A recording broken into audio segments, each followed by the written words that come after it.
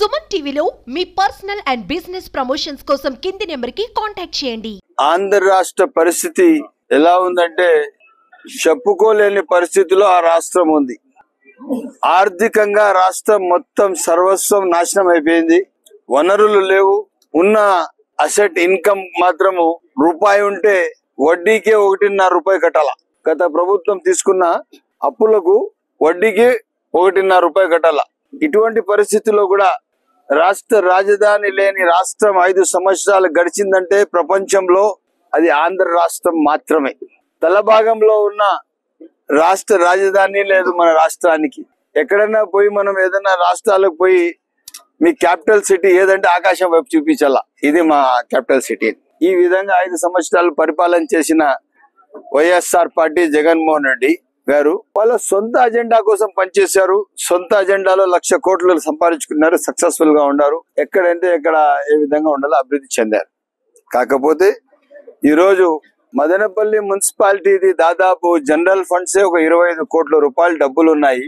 ఈ 25 కోట్లు ఎక్కడ ఉన్నాయంటే రాష్ట్ర ఖజానాకి 001 అకౌంట్ కి డబ్బులు చేరిపోయాయి. మదనపల్లి మున్సిపాలిటీ జనరల్ ఫండ్స్ కూడా రాష్ట్ర ఖజానాకి చేరిపోతే వ్యవస్థ ఎలా నడుస్తుంది, ఎలా అభివృద్ధి జరుగుతుంది, ఎలాగ పరిస్థితులు అనుకూలంగా వస్తాయి, పార్కులు ఎలా డెవలప్ చేస్తారు, రోడ్లు ఎలా వేస్తారు, అదేవిధంగా కాలువలు ఎలా ఇస్తాము, ఇది కాకుండా శానిటేషన్ ఎట్లా స్ట్రీమ్ లైన్ చేస్తాము.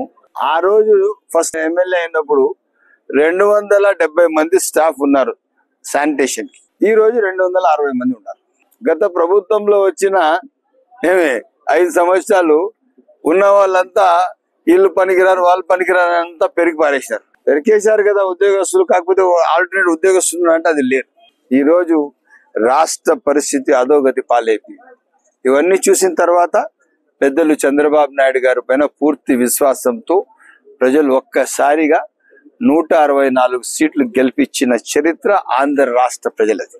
అదే దానికి అనుగుణంగా బాధ్యత తీసుకొని పెద్దలు చంద్రబాబు నాయుడు గారు కేంద్ర ప్రభుత్వానికి ఎలా రాష్ట్ర అభివృద్ధి చేయాలా, రాష్ట్రం ఎదగల, రాష్ట్రంలో ఉపాధి రావాలా, రాష్ట్రంలో ఉద్యోగాలు రావాలా, రాష్ట్రం సంక్షేమం జరగాల ఒక ఆలోచన తెలియజేస్తున్నారు.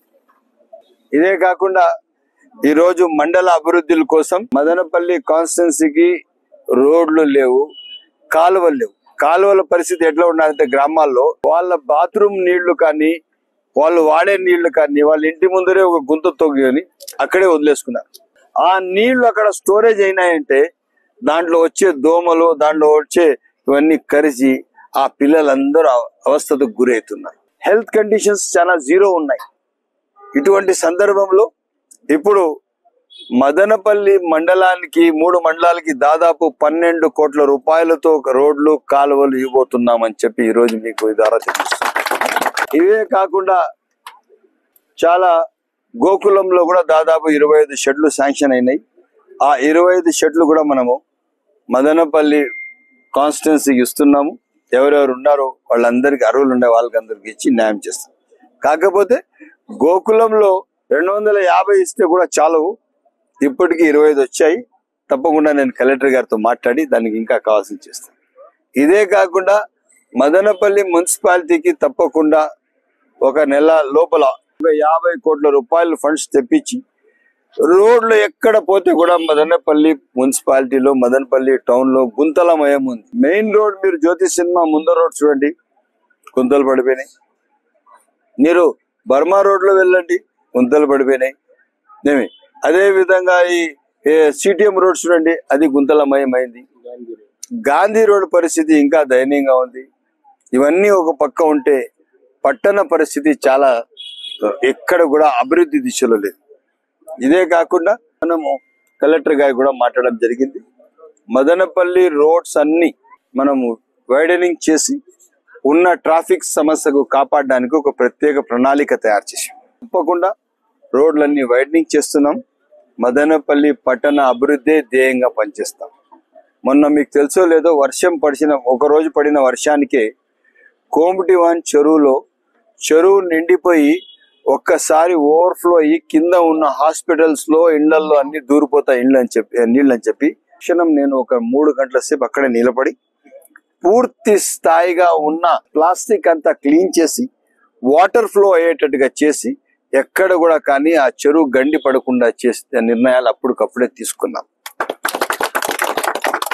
ఈరోజు కోమిటివాన్ చెరువు కూడా మనం ఒక ప్లాన్ ఏం చేస్తున్నాం అంటే రైట్ రౌండ్ ఒక డ్రైనేజ్ ఇవ్వబోతున్నాము. ఆ డ్రైనేజ్ ద్వారా ఇండ్లలో నుంచి వచ్చే నీళ్ళన్నీ ఆ డ్రైనేజ్ లో రెస్టోర్ కావాలా, మిగతా చెరువులో ఉండే నీళ్ళన్నీ క్లీన్ చేయాలా, యథావిధిగా క్లీన్ అండ్ గ్రీన్ గా ఉండాలా. అక్కడ రేపు బోటింగ్ కూడా మనం ఫెసిలిటేట్ చేసి పూర్తి స్థాయిగా మదనపల్లి పట్టణ అభివృద్ధికి కలిసి పనిచేస్తాం.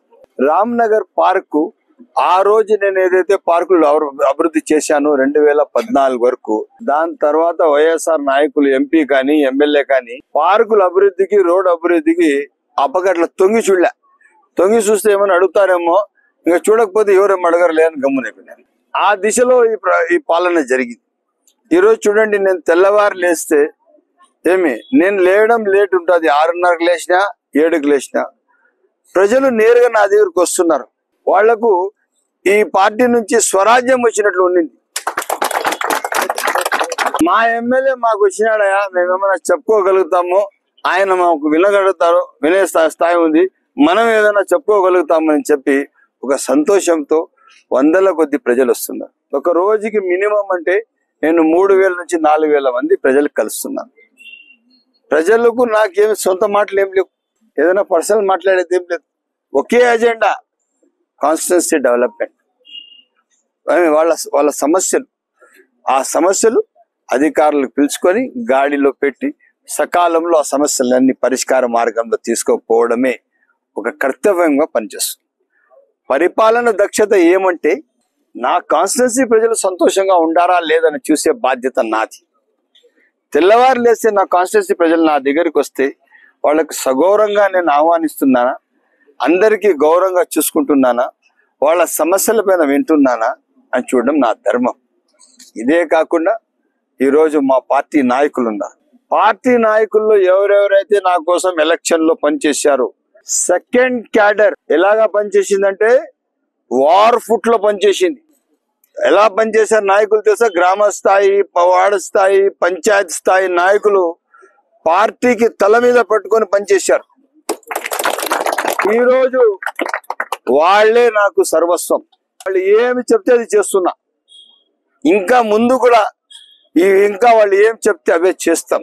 క్వాలిటీ ఆఫ్ అడ్మినిస్ట్రేషన్ ఉంటుంది. వాళ్ళ కోసం అభివృద్ధి ఎక్కడెక్కడ వాళ్ళ వార్డుల్లో, వాళ్ళ రోడ్డుల్లో, వాళ్ళ గ్రామాల్లో, వాళ్ళ వీధుల్లో కాలువలు, రోడ్లు అడిగితే సకాలంలో రోడ్లు ఇచ్చే బాధ్యత నాది, అభివృద్ధి దశలో తీసుకోపోయే బాధ్యత నాది అని చెప్పి మరొకసారి తెలియజేస్తాను.